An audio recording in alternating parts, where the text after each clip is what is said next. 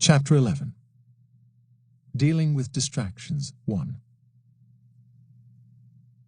At some time, every meditator encounters distractions during practice, and methods are needed to deal with them. Many useful strategies have been devised to get you back on track more quickly than that of trying to push your way through by sheer force of will. Concentration and mindfulness go hand in hand. Each one complements the other. If either one is weak, the other will eventually be affected. Bad days are usually characterized by poor concentration. Your mind just keeps floating around. You need a method of reestablishing your concentration, even in the face of mental adversity. Luckily, you have it. In fact, you can choose from an array of traditional practical maneuvers. Maneuver 1. Time gauging. The first technique has been covered in an earlier chapter. A distraction has pulled you away from the breath, and you suddenly realize that you've been daydreaming. The trick is to pull all the way out of whatever has captured you, to break its hold on you completely so you can go back to the breath with full attention. You do this by gauging the length of time that you are distracted. This is not a precise calculation. You don't need a precise figure, just a rough estimate. You can measure it in minutes or by significant thoughts. Just say to yourself, okay, I've been distracted for about 2 minutes, or since the dog started barking, or since I started thinking about money. When you first start practicing this technique, you will do it by talking to yourself. Once the habit is well established, you can drop that, and the action becomes wordless and very quick. The whole idea, remember, is to pull out of the distraction and get back to the breath. You pull out of the thought by making it the object of inspection just long enough to glean from it a rough approximation of its duration. The interval itself is not important. Once you are free of the distraction, drop the whole thing and go back to the breath. Do not get hung up in the estimate. Maneuver 2. Deep breaths. When your mind is wild and agitated, you can often re-establish mindfulness with a few quick deep breaths. Pull the air in strongly and let it out the same way. This increases the sensation inside the nostrils and makes it easier to focus. Make a strong act of will and apply some force to your attention. Concentration can be forced into growth, so you will probably find your full attention settling nicely back on the breath. Maneuver 3. Counting. Counting the breaths as they pass is a highly traditional procedure. Some schools of practice teach this activity as their primary tactic.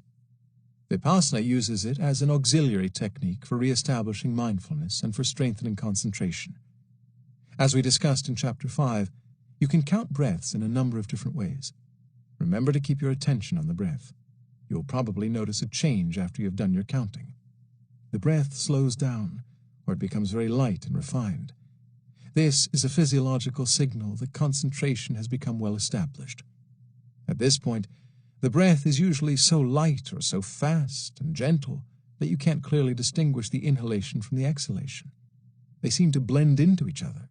You can then count both of them as a single cycle.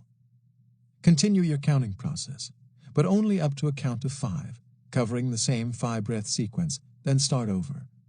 When counting becomes a bother, go on to the next step.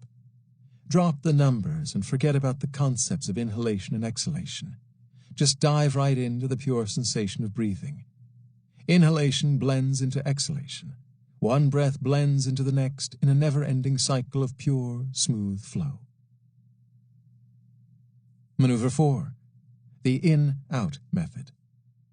This is an alternative to counting, and it functions in much the same manner. Just direct your attention to the breath and mentally tag each cycle with the words inhalation, exhalation, or in, out. Continue the process until you no longer need these concepts, and then throw them away. Maneuver 5. Canceling one thought with another. Some thoughts just won't go away. We humans are obsessional beings. It's one of our biggest problems. We tend to lock onto things like sexual fantasies and worries and ambitions. We feed those thought complexes over years of time and give them plenty of exercise by playing with them in every spare moment. Then when we sit down to meditate, we order them to go away and leave us alone. It is scarcely surprising that they don't obey. Persistent thoughts like these require a direct approach, a full-scale frontal attack. Buddhist psychology has developed a distinct system of classification. Rather than dividing thoughts into classes like good and bad, Buddhist thinkers prefer to regard them as skillful versus unskillful. An unskillful thought is one connected with greed, hatred, or delusion. These are the thoughts that the mind most easily builds into obsessions. They are unskillful in the sense that they lead you away from the goal of liberation. Skillful thoughts, on the other hand, are those connected with generosity, compassion, and wisdom. They are skillful in the sense that they may be used as specific remedies for unskillful thoughts, and thus can assist you in moving toward liberation. You cannot condition liberation. It is not a state built out of thoughts, nor can you condition the personal qualities that liberation produces. Thoughts of benevolence can produce a semblance of benevolence, but it's not the real item. It will break down under pressure. Thoughts of compassion produce only superficial compassion. Therefore, these skillful thoughts will not in themselves free you from the trap. They are skillful only if applied as antidotes to the poison of unskillful thoughts. Thoughts of generosity can temporarily cancel greed. They kick it under the rug long enough for mindfulness to do its work unhindered.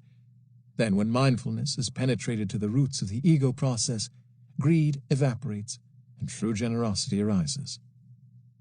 This principle can be used on a day-to-day basis in your own meditation. If a particular sort of obsession is troubling you, you can cancel it out by generating its opposite. Here's an example. If you absolutely hate Charlie, and his scowling face keeps popping into your mind, try directing a stream of love and friendliness toward Charlie, or try contemplating his good qualities. You probably will get rid of the immediate mental image. Then you can get on with the job of meditation. Sometimes this tactic alone doesn't work. The obsession is simply too strong. In this case, you've got to weaken its hold on you somewhat before you can successfully balance it out. Here is where guilt, one of man's most misbegotten emotions, finally serves a purpose. Take a good, strong look at the emotional response you're trying to get rid of. Actually ponder it. See how it makes you feel. Look at what it is doing to your life, your happiness, your health, and your relationships. Try to see how it makes you appear to others. Look at the way it is hindering your progress toward liberation. The Pali scriptures urge you to do this very thoroughly indeed. They advise you to work up the same sense of disgust and humiliation that you would feel if you were forced to walk around with the carcass of a dead and decaying animal tied around your neck. Real loathing is what you're after. This step may end the problem all by itself. If it doesn't, then balance out the lingering remainder of the obsession by once again generating its opposite emotion.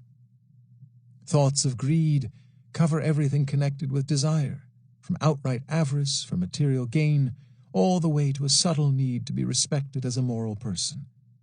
Thoughts of hatred run the gamut from pettiness to murderous rage. Delusion covers everything from daydreaming to full-blown hallucinations. Generosity cancels greed. Benevolence and compassion cancel hatred. You can find a specific antidote for any troubling thought if you just think about it for a while. Maneuver 6. Recalling your purpose. There are times when things pop into your mind, apparently at random. Words, phrases, or whole sentences jump up out of the unconscious for no discernible reason. Objects appear. Pictures flash off and on. This is an unsettling experience. Your mind feels like a flag flapping in a stiff wind.